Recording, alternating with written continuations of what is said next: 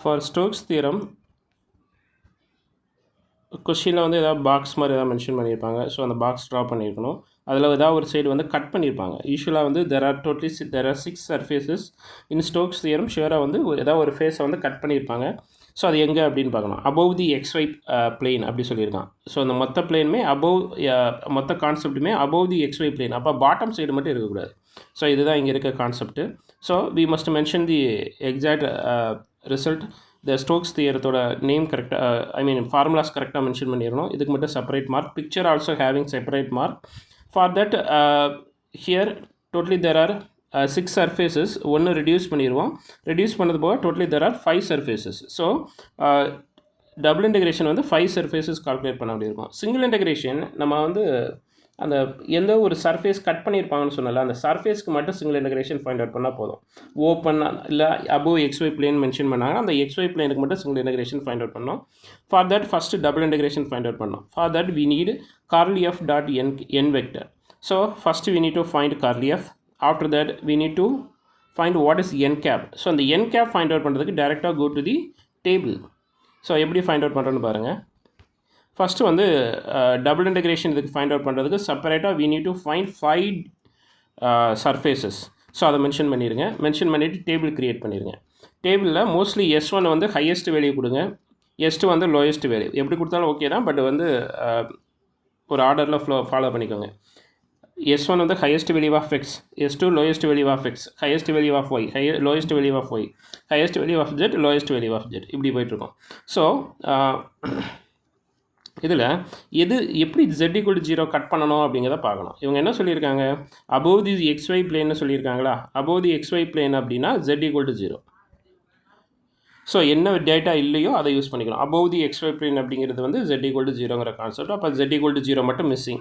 Remaining எல்லாமே நம்ம as usual தான். n வெக்டர் போட்டிங்க அப்படின்னா you know very well, highest வேல்யூக்கு பாசிட்டிவ் ஐ, லோயஸ்ட் வேல்யூக்கு நெகட்டிவ் ஐ, ஹையஸ்ட் வேல்யூக்கு J, லோயஸ்ட் வேல்யூக்கு -J, ஹையஸ்ட் வேல்யூக்கு +K. Then curly f dot n cap find out பண்ணணும். So curly f already find out பண்ணியிருக்கோம். அந்த ஐயோட டாட் ப்ராடக்ட் போட்டிங்க அப்படின்னா ஐயோட டேர்ம் மட்டும் ப்ரெசென்ட்டில் இருக்கும். At the same time x=2 use பண்ணிடணும். அங்கே எக்ஸ்ன்னு டேட்டா இருந்ததுன்னா we must use x=2. Similar manner x=0 use பண்ணிடணும். After that we got some values. Then ds as usual. Suppose we have x relative to x அப்படின்னா இங்கே எக்ஸே வராது, dy dz வரும். y இருந்ததுன்னா y வராது, dx dz வரும். Similar manner here there is no z, so dx dy. Okay, so அதை base பண்ணி அந்த டபுள் இன்டெகிரேஷன் ஃபுல்லாமே கால்குலேட் பண்ணி ஆட் பண்ணிடுங்க. ஆட் பண்ணிங்கன்னா we got some numerical values. For single integration we need to draw that box separately. So இதில் வந்து ஆறாம் மார்க் மென்ஷன் பண்ணியிருக்கணும். ஆறாம் மார்க் வந்து ஆன்டி கிளாக்வைஸ் டைரக்ஷனில் இருக்கும், ரிவர்ஸில் இருக்கும். ஸோ இதை பேஸ் பண்ணி 4 சிங்கிள் இன்டெகிரேஷன் ஃபைண்ட் அவுட் பண்ணோம். ஸோ அந்த 4 சிங்கிள் இன்டெகிரேஷன் ஃபைண்ட் அவுட் பண்ணுறதுல மெயினாக நீங்கள் பார்க்க வேண்டியது என்னென்னா, what is the main equation அப்படின்னு பார்க்கணும். ஃபஸ்ட் லைனை பொறுத்த வரைக்கும் x ஆக்சிஸ், அதனால் y=0. செகண்ட் லைனை பொறுத்த வரைக்கும் இந்த லைன் யாருன்னா x=ன்னு வரும். x= போட்டிங்க அப்படின்னா 2 வருது, x=2.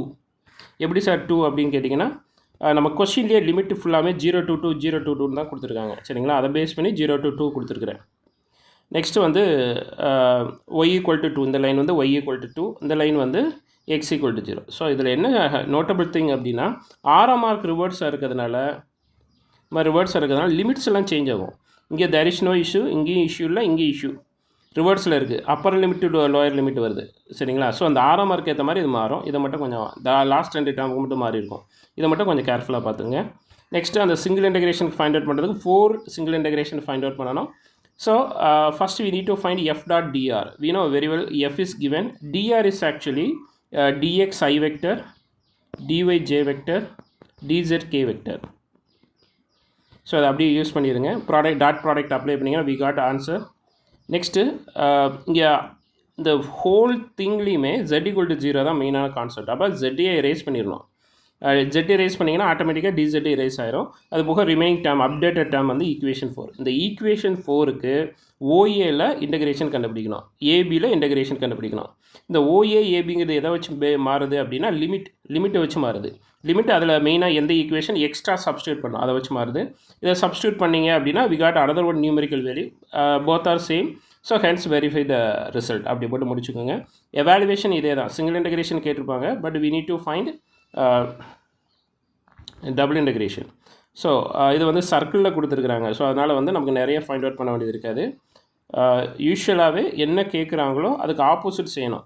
எவாலுவேட்டுன்னு கொடுத்துட்டாங்க அப்படின்னா சிங்கிள் இன்டெகிரேஷன் கேட்டால் டபுள் இன்டெகிரேஷன் செய்யணும், டபுள் இன்டெகிரேஷன் கேட்டால் சிங்கிள் இன்டெகிரேஷன் செய்யணும். இதுதான் யூஷுவல் வே.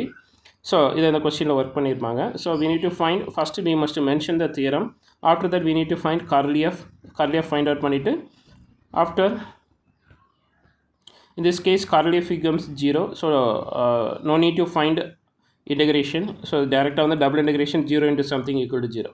இங்கே லிமிட்லாம் ஃபைண்ட் அவுட் பண்ணுறது கொஞ்சம் ஹார்டாக இருக்கும். பட் இதில் வந்து கர்லி ஆஃப் 0 இருக்கிறதுனால மொத்தமாகவே சிஸ்டம் கொலாப்ஸ் ஆகி ஆன்சர் 0 வந்துடுது. இவ்வளோ தான் ஐடியா.